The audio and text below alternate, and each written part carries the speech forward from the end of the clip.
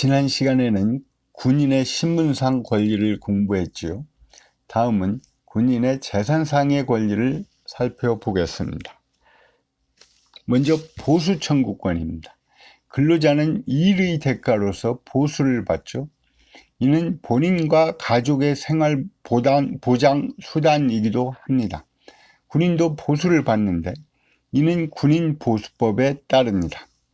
따라서 군인의 보수 청구권은 공법상 권리라고 보는 게 맞습니다.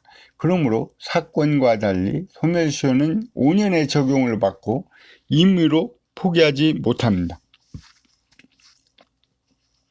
군인의 보수도 재산권의 성질을 가지므로 보수의 2분의 1까지 압류하거나 이전이 가능합니다. 다만 병의 급료는 압류하지 못합니다. 군인 보수에 관한 쟁송은 민사소송에 의할 것인지 행정소송에 의할 것인지 여러분은 어떻게 생각하나요? 군인 보수 청구권은 공법상 권리이므로 행정소송에 의하는 게 맞습니다. 교과서 553쪽에는 민사소송으로 처리한다는 게 판례의 입장이라고 하지만 내가 찾아본 고등법원 판례는 다릅니다.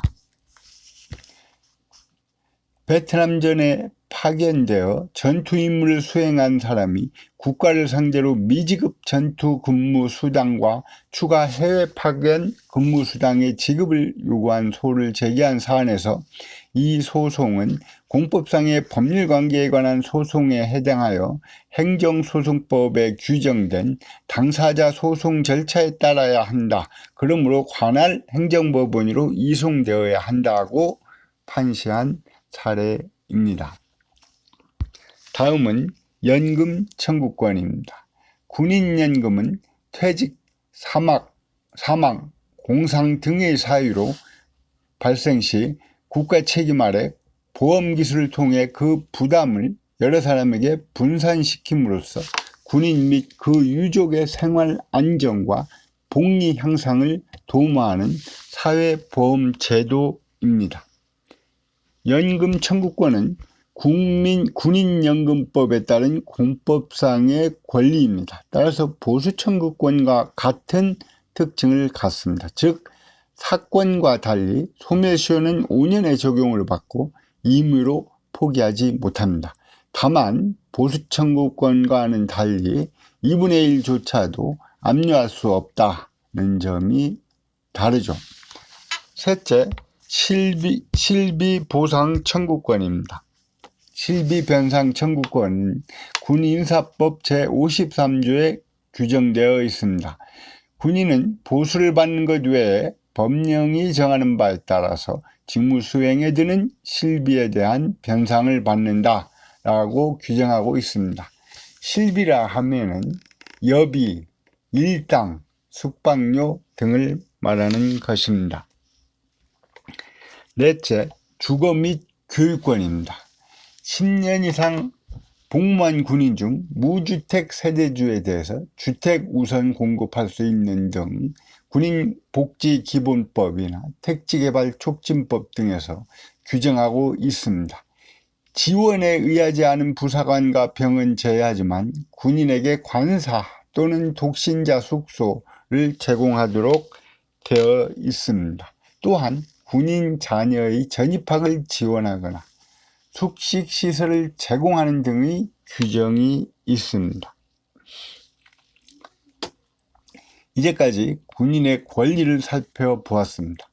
권리에는 책임과 의무가 따르는 것이죠. 군인의 의무를 공부하겠습니다. 군 공무원의 의무는 군인사법, 군인복무기본법, 군무원인사법 등에서 규정하고 있습니다. 물론 국가공무원법상의 복무에 관한 규정도 적용을 받는 것입니다. 첫째, 선서 의무입니다. 군인은 입영하거나 임관 시 선서를 합니다. 선서는 군인의 충성 의무, 법령 준수 의무, 복종 의무, 성실 의무 등을 확인하는 의미입니다. 군인복무기본법 20조에 군인은 국군의 사명인 국가의 안전보장과 국토방위의 의무를 수행하고 국민의 생명, 신체 및 재산을 보호하여 국가와 국민에게 충성을 다해야 한다라고 충성 의무를 규정하고 있습니다. 21조와 22조에는 성실 의무와 정직 의무가 규정되어 있습니다. 법령 준수 의무는 국가공무원법 제56조에 규정되어 있습니다. 복종 의무는 군인복무기본법 25조에 군인은 직무를 수행할 때 상관의 직무상 명령에 복종해야 한다라고 규정하고 있습니다. 여기서 말하는 상관의 직무상 명령이 무엇인가? 그 요건을 살펴보면은 직무명령이 적법 유효한 것이 되기 위해서는 형식적 요건으로서 직무상 소속 상관이 바란 것이어야 합니다. 두 번째는 하관의 직무 범위에 속하는 것이어야 합니다. 세 번째는 하관의 직무상 독립이 인정되는 사항이 아니어야 합니다. 네 번째는 법정의 형식 절차가 필요하면 이를 갖출 것이 요구됩니다. 그리고 실질적 요건으로는 그 내용이 법규와 공익에 위배되지 않을 것이 요구됩니다.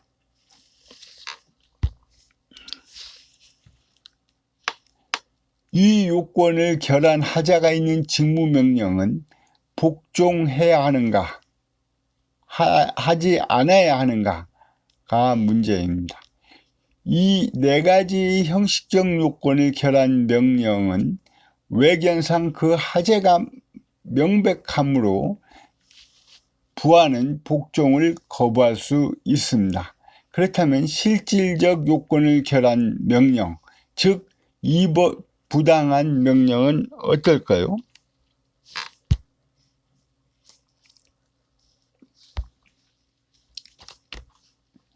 공무원은 법령 준수 의무가 있기 때문에 위법한 명령에 대해서는 복종 의무가 없습니다. 그런데 명령이 위법한 것인지가 애매한 경우도 있을 수 있잖아요.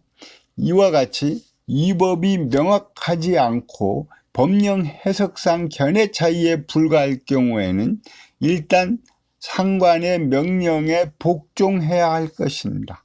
행정행위의 공정력을 인정하는 것과 같은 취지이죠. 그 다음에 공익 위반 명령, 즉 부당한 명령에는 복종 의무가 있다는 것이 학계의 통설입니다.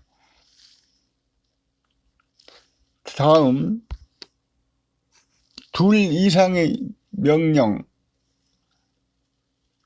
이상의 상관으로부터 모순되는 명령을 받았을 때 어느 명령에 복종해야 하는가? 여러분 어떻게 생각하세요?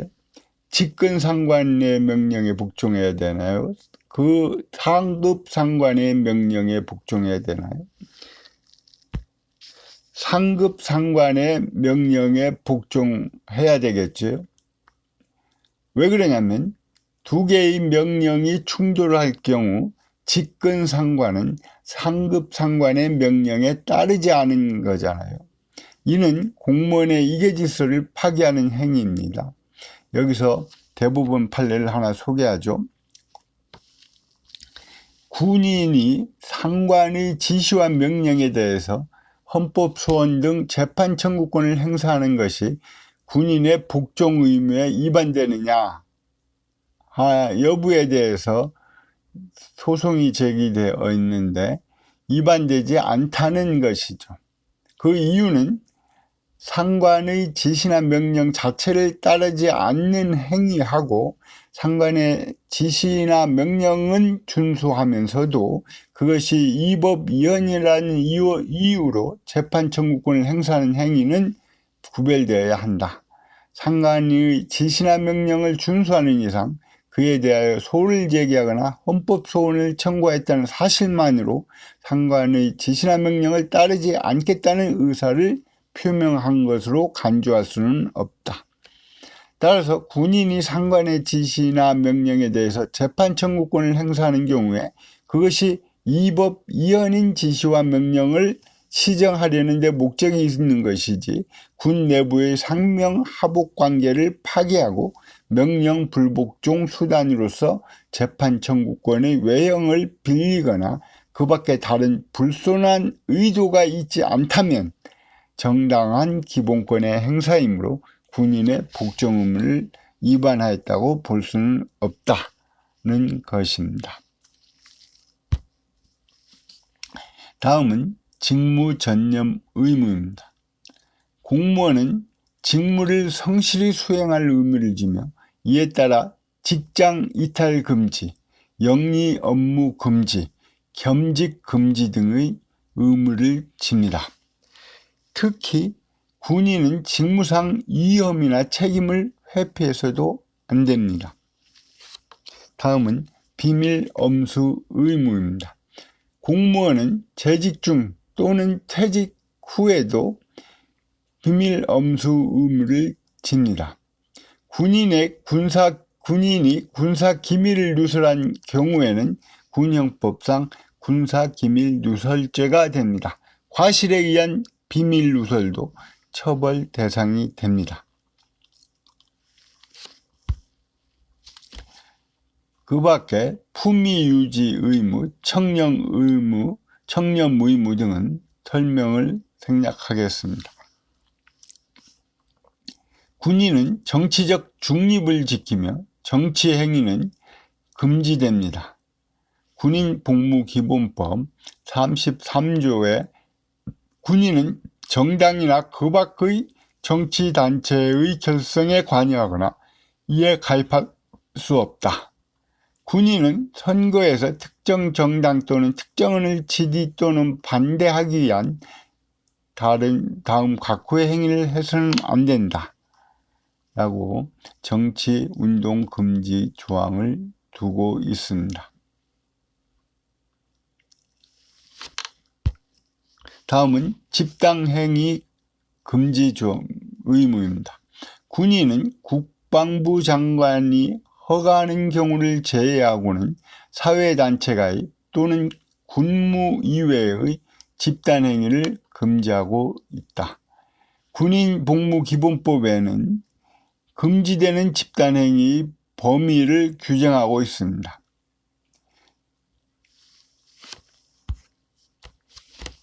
대법원 판례에 따르면 군무 외의 일을 위한 집단행위라는 것은 군인으로서 군복무에 관한 기강을 저해하거나 기타 본분에 배치되는 등 군무의 본질을 해치는 특정 목적을 위한 다수인의 행위를 말한다 라고 해석을 하고 있습니다.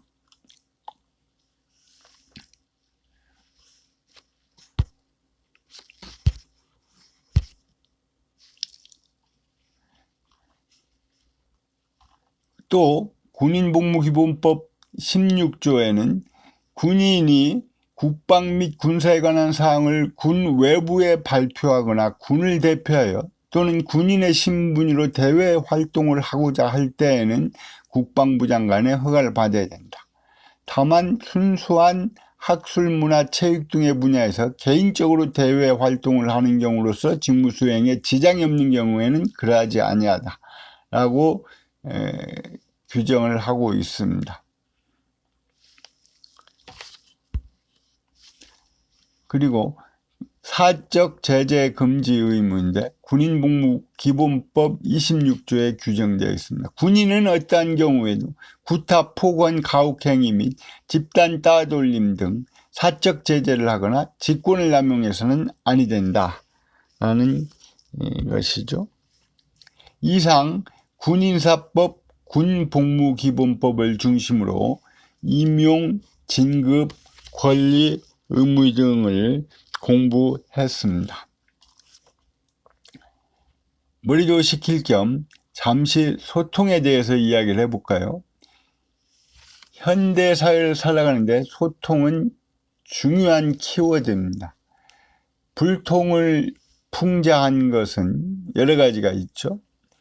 최불암 시리즈, 사우정 시리즈, 여러분 대화가 필요해라는 개그 프로그램을 기억하나요? 어쨌든 버스기사와 승객의 말싸움도 있어요. 어느 날 기사와 승객이 싸움을 하게 됐어요. 말싸움 끝에 승객이 평생 버스기사나 해먹고 살아라 라고 하니까 기사가 그러면 너는 평생 내가 타는 버스나 타고 다녀라 라고 받아쳤죠. 승객이 화가 나서 다음에 내릴 테니 차 세워 라고 했어요. 그런데 기사가 다음 정류장을 그냥 통과해 버린 거예요. 왜 통과했냐고 욕을 섞어 따지니까 기사가 뭐란 줄 알아요? 배를 눌러야지 차가 서지 이놈아 라고 대답을 했답니다. 이러한 불통은 왜 일어날까요? 남의 얘기는 듣지 않고 자기 얘기만 하는 그런 거지요. 그런 소통을 잘하면 어떻게 해야 될까요? 제일 먼저 대화를 할 수 있는 우호적인 분위기를 만들어야 합니다. 화가 잔뜩 난 상대방에게 아무리 옳은 말을 해도 귀에 들어오지 않는 법이지. 차를 대답한다든지 화를 가라앉힐 필요가 있는 것입니다. 다음에는 상대방의 이야기를 경청해야 됩니다. 잘 들어주는 것이죠. 그리고 나서 공감해주고요. 맞장구 쳐주고 그 다음에 내 이야기를 하는데 여기서 중요한 것은 I 메시지가 아닌 U 메시지를 해야 한다는 것입니다. 시험 성적이 나쁜 아이에게 너는 왜 이 모양이냐 라고 질책하기보다는 네 성적이 안 좋아서 나도 마음이 안 좋구나. 다음 시험에는 조금 더 성적을 올릴수록 노력해 보지 않겠느냐 라고 말을 하는 것입니다. 이상 2교시를 마치겠습니다.